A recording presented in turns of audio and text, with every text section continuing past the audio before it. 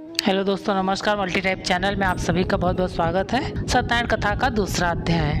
दोस्तों, सत्यनारायण कथा की व्रत कथा को सुनने का फल हजारों सालों तक किए गए यज्ञ के बराबर माना जाता है और किसी भी शुभ कार्य को करने या उसकी मनोकामना पूर्ति के लिए विधि विधान के साथ सत्यनारायण भगवान की पूजा और कथा करवाई जाती है।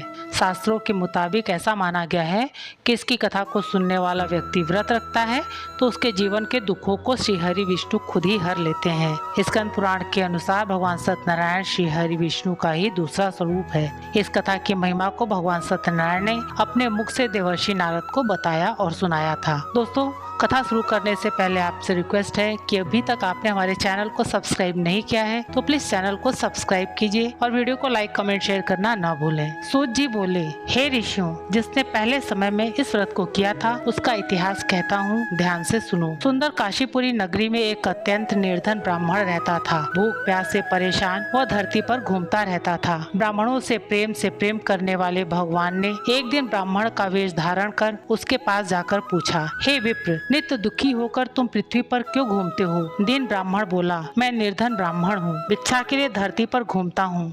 हे भगवान, यदि आप इसका कोई उपाय जानते हो तो बताइए। वृद्ध ब्राह्मण कहता है कि सत्यनारायण भगवान मनोवांछित फल देने वाले हैं, इसलिए तुम उनका पूजन करो।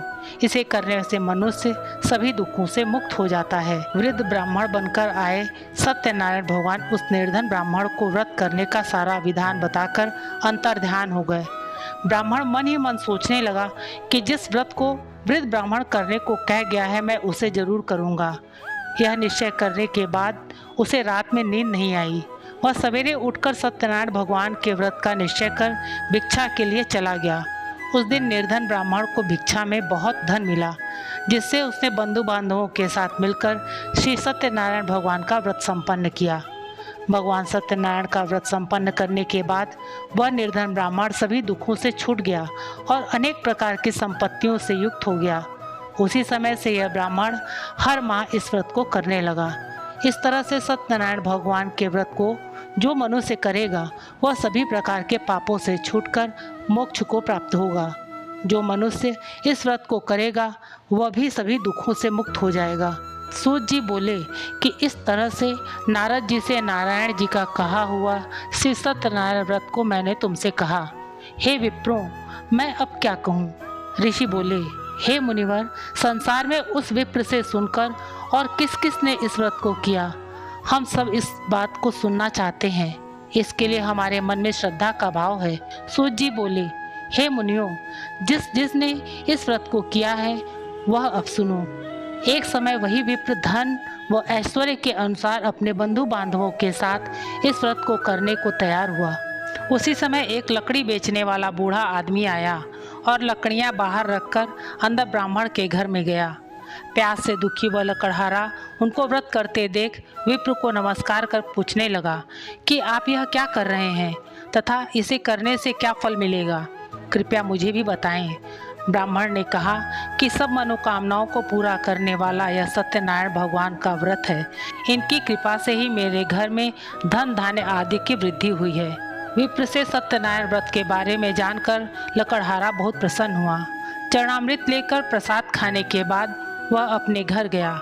लकड़हारे ने अपने मन में संकल्प लिया कि आज लकड़ी बेचने से जो धन मिलेगा उसी से सत्यनारायण भगवान का उत्तम व्रत करूंगा। मन में इस विचार को ले बूढ़ा आदमी सिर पर लकड़ियां रखकर उस नगर में बेचने गया जहां धनी लोग ज्यादा रहते थे। उस नगर में उसे अपनी लकड़ियों का दाम पहले से 4 गुना अधिक मिलता है।